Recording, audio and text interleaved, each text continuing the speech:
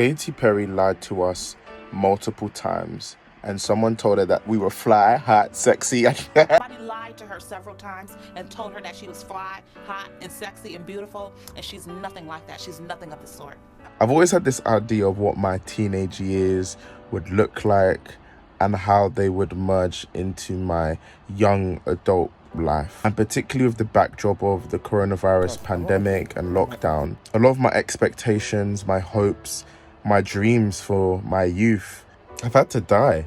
And I just feel like I've been trapped in this sense of grief for the past 2 years about it. In this video, we're going to be looking at teenagehood, teenagedom, the idea of being a teenager, the history behind it, the cultures behind it, and how that interacts with my various identities. And then really unpacking the effect of the pandemic on me, on, you know, people in my age group, and just how to find a way to move forward. Yeah. Teenagehood in this country is a very recent modern invention, becoming a recognized stage of life in this country about after the Second World War and being added to the English lexicon in 1954. There is a whole history to the values and the concepts which define cultural expectations of what being a teenager is. And before we discuss teenagehood now, let's unpack the evolution of a teenager. Again, so World War II served as this catalyst to the beginning of a teenager, what a teenager is, what a teenager represents.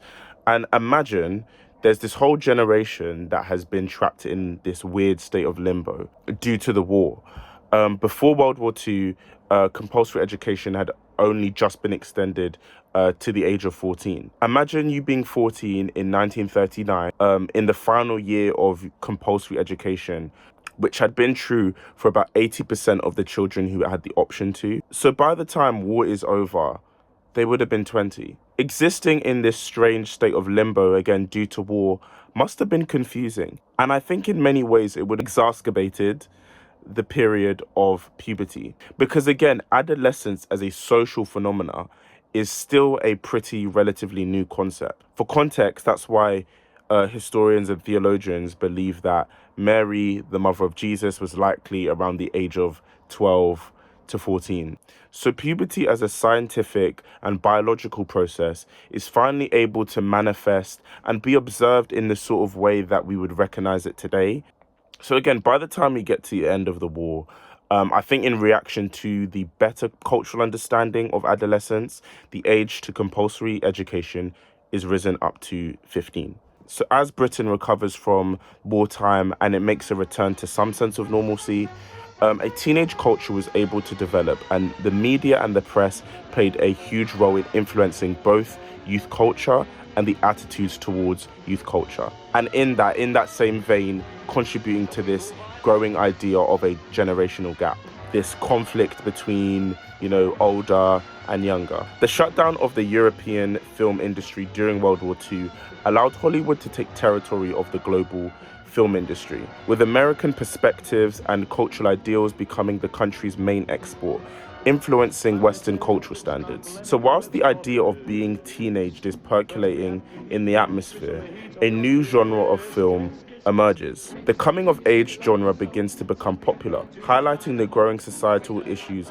linked to the burgeoning teenage group and in some ways teenage class. A standout film I want to bring to this conversation is Rebel Without a Cause, starring James Dean. Films like this capture this sense of angst within the burgeoning youth, and again they contribute and highlight the problems of this group. And there's a conversation within here about what contributed to the hostility surrounding the teenage class, whether it's these dramatic narratives which sparked and encouraged antisocial behavior, or if they were merely observational and allowed teenagers to finally feel seen. One of the first youth British subcultures that emerged was teddy boys. And mainly these were youth who grew up during World War II, and they were inspired by lawlessness, reckless abandon, I don't know. And 1953's Cosh Boy was a big part of informing this teddy boy aesthetic. A film which ultimately showed a group of delinquents going around harassing women and murdering people.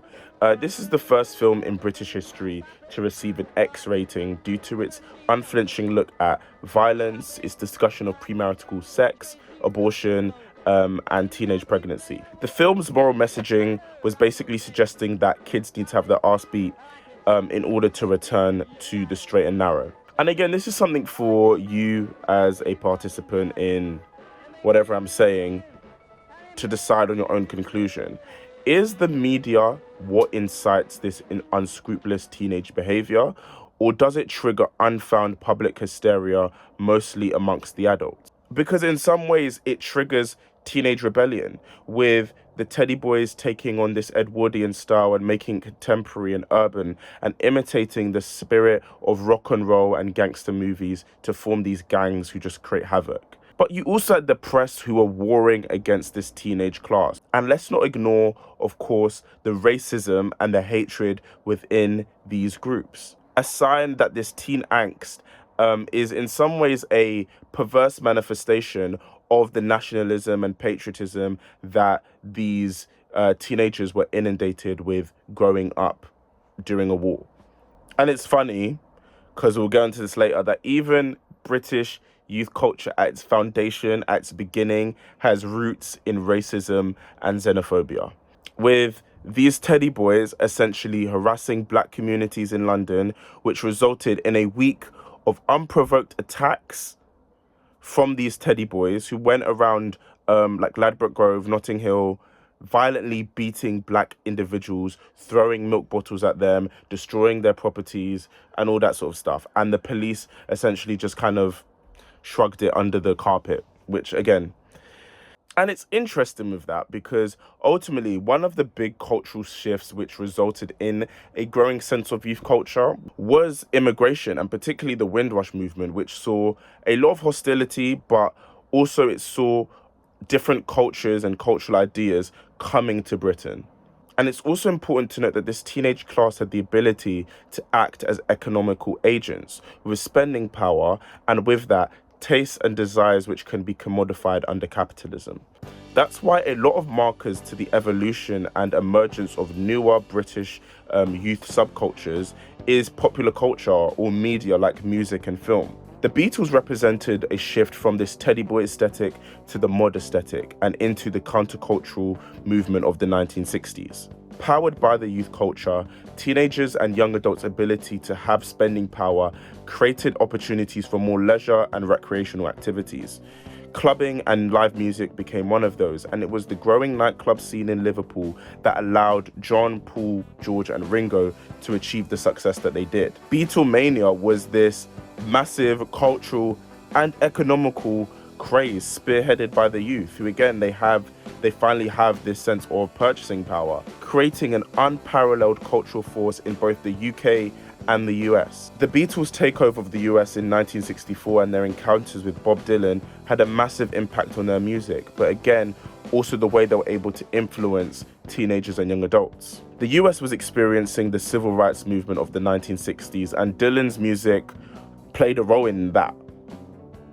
That anti-war, peace, love and harmony rhetoric migrated to the UK with songs such as Revolver and Sgt. Pepper's Lonely Hearts Club Band. This saw the British youth starting to challenge societal views on sex, drugs, feminism and just general morality. Again, and it's this disposable income that teenagers were able to have and the extension of education which played this massive role. But I think in that, there's a big challenge because purchasing power gives, and increased education gives teenagers a greater degree of autonomy and agency, which contradicts traditional beliefs on how children should be reared. So moving into the 1970s with the countercultural movement evolving into the hippie movement, there's less of a distinct youth culture due to the financial challenges in the UK, which directly impacted youth employment rates. This discontent and anger towards the government and the establishment contributed to the development of the punk rock genre and culture, rooted in ideas of anarchy, nihilism, and individual liberty. Never Mind the Bollocks, Here Are the Sex Pistols, by the Sex Pistols is an important cultural marker of this youth subgenre. The punk ideal of individual liberty would serve as very important, as I think it's what triggers a fragmentation and the ultimate demise of these super distinct youth subcultures in the 20th century. Enforcing individual liberty and self-expression will empower people to identify within rather than searching for that within a group, especially when they are marginalized, but we'll come back to this. And I think the last groups of note to discuss are the groups in the 80s, with the new wave movement inspired by the glam rock genre and acts like David Bowie, Boy George, Duran Duran, Culture Club, Roxy Music, and others.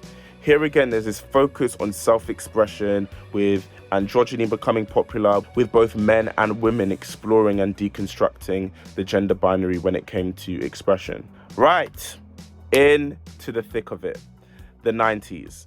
And I think this is where the bedrock of our conversation sits, because one, the youth culture, I would say the youth culture of the 90s has had, which makes sense, has had the most direct impact on my teenagehood. And I think just generally there's this massive sense of nostalgia towards the 90s. Like I would say, like, most of the music even I consume to this day is mostly from that period of time. But where to start? I would say the cultural markers of this era of youth culture are, one, the growth in house and techno music and rave culture. This is when recreational drugs such as ecstasy and ketamine became staples of that culture, and that's such recreational use that I see, that I observe to be part of a very specific nightlife lifestyle, especially in clubs and, in my views, festivals like Glastonbury and Reading. And two, the rise in hip-hop culture. I'm currently working on a series all about that, so I'm not going to go into too much depth.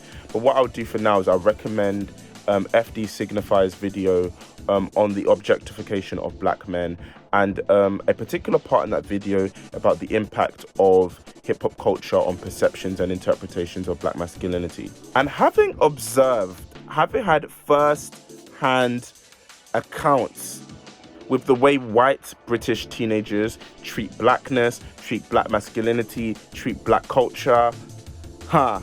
Yeah, because they love it. They love it. And also, this is a very well-built sociological observation, but white people, especially white men, have this very strange relationship when it comes to black masculinity. In some ways they fear it, in some ways they envy it, in some ways they look down on it. It's weird. It's weird. So I do not think it's a coincidence that as soon as hip hop comes into cultural prominence in the US and then the UK, that new wave and rock kind of just fall out of favor and traditional masculinity makes its return. Because we're gonna get into that. But what happened? What happened? Because I mean, you could argue that traditional British masculinity never disappeared. But it's interesting that, like, when all of this stuff's happening with, like, you know, hip hop and this return to, like, a very specific sort of black masculinity, again, the FD Signify video does a great job of explaining that. That's when there's just like this, like, you know, and the way that traditional masculinity came back into the focus was with the birth of lad culture. Trigger warning, lad culture. And what's different about lad culture to everything else on this list I've mentioned is that lad culture was an intentional creation by the press and the media. Like, it makes me sound like I'm saying that, like, yeah, you know that these forces at B were trying to corrupt. No, but it was intentional. And I'm guessing that very influential people in high places saw the rise in not just fluid gender expression, but feminism. Because obviously the 90s was all about, you know, girl power, girl, you know, like, yeah.